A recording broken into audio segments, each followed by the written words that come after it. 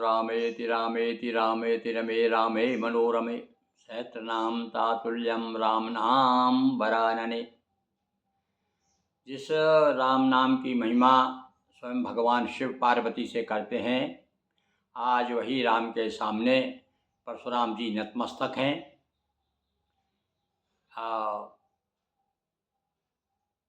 जो ही उन्होंने कहा कि राम रमापति कर धन लेहू। रमापति तो कह दिया, संबोधन कर दिया, और फिर भी उन्हें विश्वास नहीं था।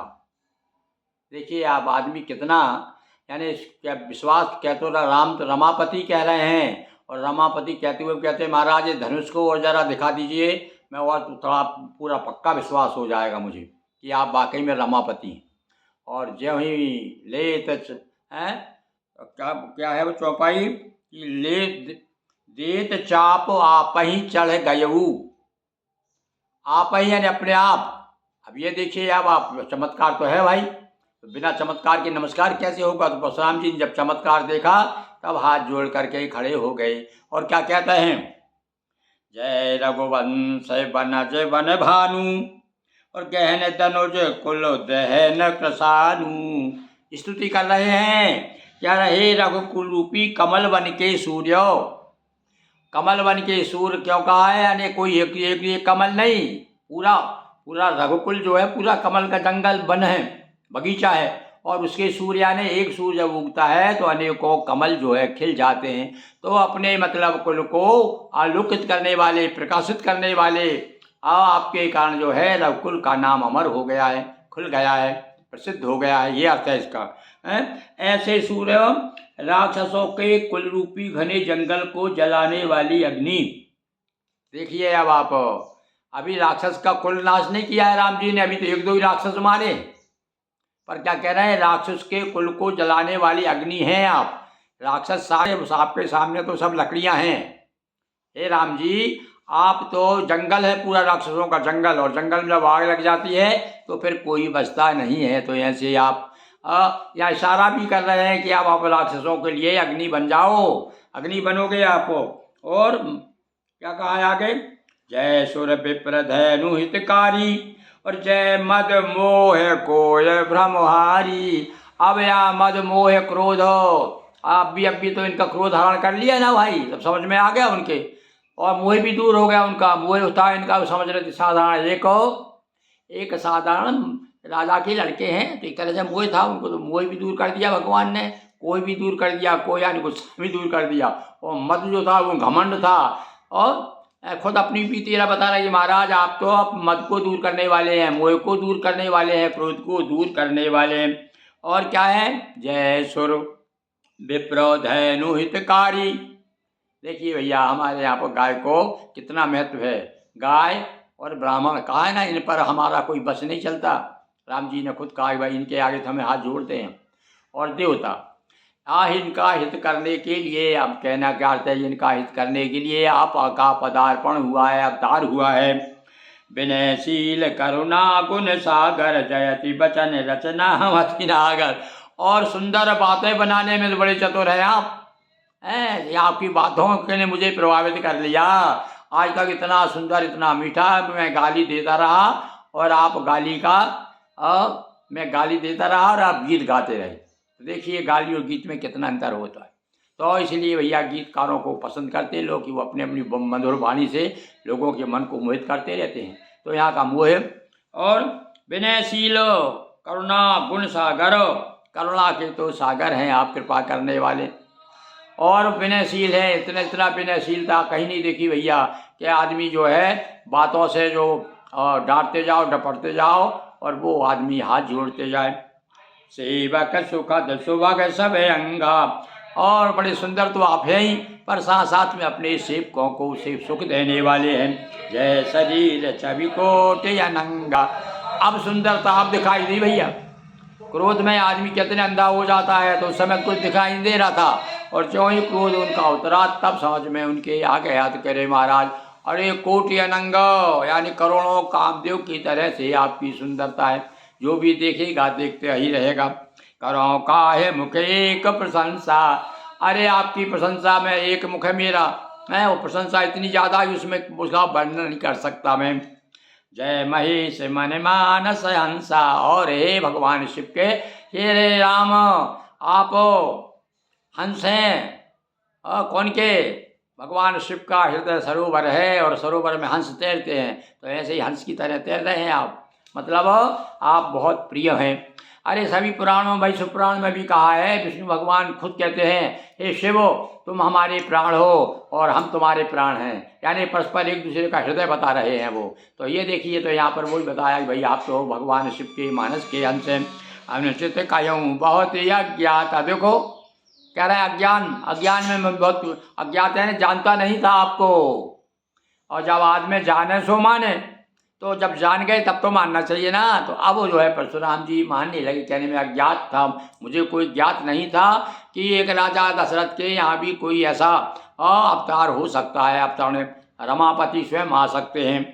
अनुचित बहुत, हाँ अब समझ में आ रहा है। तो देखो भैया, आदमी को पहले सोच विचार के अपनी वाणी पे कंट्रोल करना चाहिए। यदि आप अनुचित बोलोगे तो फिर तो आपको क्षमा मांगना ही पड़ेगा, हाथ भी जोड़ना पड़ेगा, झुकना पड़ेगा। यदि आप चाहते हैं किसी के बिना कारण हाथ ना जोड़ें, कारण पैदा कर देते हैं तो हाथ जोड़ना पड़ेगा आपको। तो यहाँ पर अनुचित कहूँ बहुत अज्ञाता, क्षमो क्षमा मंदिर दोग्रा। अब राम जी से ही नहीं, क्षमा कौन से भी मांग रहे हैं, लक्ष्मण जी से भी क्षमा मांगिए। टाइट कर दिया भैया लक्ष्मण जी ने, राम और लक्ष्मण ने।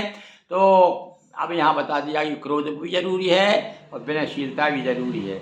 लक्ष्मण जी ने भी बड़ा क्रोध में आकर के कहा, किस प्रकार से आप अपमान नहीं कर सकते मेरे भाई का।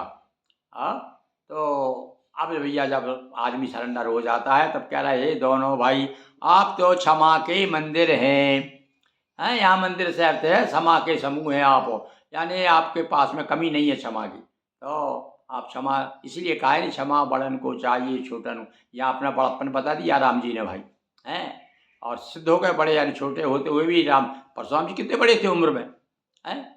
और किंतु राम जी अभी तो बालक ही हैं, छोटे छोटे हैं। किंतु रवि मंडल देखते रघु लागा, उदय ताज तुरबंतम भागा। ऐसे रवि मंडल के सूर्य हैं हमारे राम, जिनके उदय होते ही सारा संसार आलोकित हो गया। तो वही बात कह रहे हैं यहाँ पर कि आप तो क्षमा कर दीजिए। बार बार कह रहे हैं परशुराम जी कि आप क्षमा कर दीजिए, क्षमा। अब यहाँ पर आगे देखें राम जी ने क्षमा किया कि नहीं किया, अब देखेंगे अपन आगे। भाई सामने वाला कहते नहीं कि हाँ ठीक ठीक चिंता मत करो, अब जो कुछ हो गया, भूल जाओ सब। कम से कम राम जी ने इतना तो कहा होगा जरूर। तो कहे जय जय जय रघुकुल के तू, भोगपति गयऊ बनई तप हेतु। और अब तो तपस्या करने चले गए। अब तपस्या करने आ गए, बीच में आ गए थे वो, तो बीच में सुन करके जब सब, वो बड़े तपस्वी थे वो, जब इतनी तपस्या करते थे, तपस्या के बल पर क्रोध भी करते थे और अपना लोगों को बताते भी थे और श्राप भी दे दें, किसी को मार डाले कर दे, और फिर बाद में तपस्या करके उतना ही शक्ति फिर प्राप्त करते थे वो। इस प्रकार से कर, राक्षस लोग भी यही करते थे, बहुत तपस्या करते, उसके बाद बल प्राप्त कर लेते, लोगों को परेशान करते। किंतु भैया जो है अन्यायी अत्याचारी का हो जाता टप्पर औंधा है। जो अन्याय करेगा, अत्याचार करेगा, वो तो सुखी नहीं रह सकता।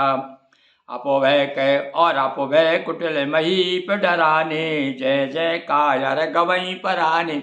अब राम जी का प्रभाव समझ में आया, जब देखा कि भैया इतना बड़ा आदमी जिसके मारे हमारी रूह कांपती है, क्षत्रिय लोग तो घबराते थे, और जिससे क्षत्रिय घबराते थे वो आज एक क्षत्रिय के आगे हाथ जोड़ के खड़ा है।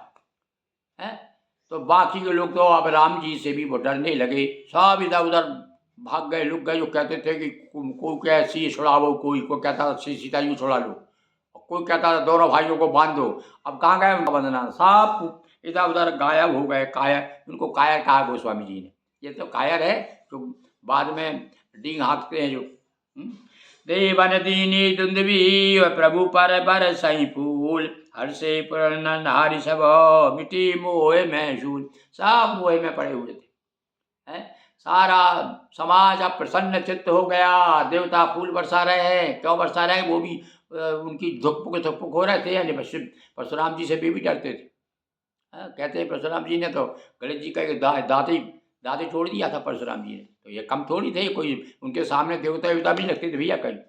तो देवता भी डरे हुए बैठ चुपचाप देख रहे थे क्या होता है क्या होता है क्या होता है। और जो ही परशुराम जी ने हाथ पांव जोड़ना शुरू कर दिया, तब तो देवता बड़े प्रसन्न हो गए कि हाँ अब मन की हुई हमारी। सब फूल बरसा रहे, धुंधवी देवन दीनी धुंधवी, बाजे बजा रहे, बाजे बज रहे। भले चाहे जनकपुर में बाजे ना बजे हो, पर ऊपर तो बाजे बज गए भाई। बोलिए सियावर रामचंद्र की जय। इस प्रकार से भगवान परशुराम अब भैया आकातीज पे, आकातीज यानी कि बैसाख की शुक्ल पक्ष की तृतीया को उनकी जयंती मनाई जाती है सारे देश में। और सारे ब्राह्मण बड़े गर्व के साथ में कहते हुए परशुराम थे हमारे। और वे ही परशुराम जो है अब राम जी के सामने यहाँ इस समय हाथ जोड़े खड़े, क्यों खड़े हैं? क्योंकि क्रोध पाप का मूल बता दिया कि जो आदमी क्रोध करेगा उसे एक दिन झुकना ही पड़ेगा, चाहे वो भगवान हो, भले ही भगवान का अवतार हो। तो यहाँ पर तो भैया इस युग में तो 2 अवतार हुए, और एक अवतार ने क्षत्रियों को जो अत्याचार अनाचारी क्षत्रिय थे, क्योंकि अब राम क्षत्रिय कुल में हुए तो वो तो क्षत्रिय का विनाश कर नहीं सकते थे, तो इसलिए सबसे पहले परशुराम जी को भेजा कि जो अन्यायी अत्याचारी राजा हैं उनको सब समूल नष्ट करो, और फिर मैं क्षत्रिय बन के आऊँगा तो बाकी राक्षसों को मैं निपटाऊँगा। तो इसलिए उन्होंने कहा कि आप तो हे राम राक्षसों के जंगल में अग्नि के समान हैं, आप जंगल में आग लगा दो तो सारा जंगल भस्म हो जाता, तो आप जो है अब आग के समान बन जाइए। ऐसा प्रार्थना करके परशुराम जी चले गए। बोलिए सियावर रामचंद्र की जय। पवन सुत हनुमान की जय। बटुक भैरव देव की जय। हर हर महादेव शंभो।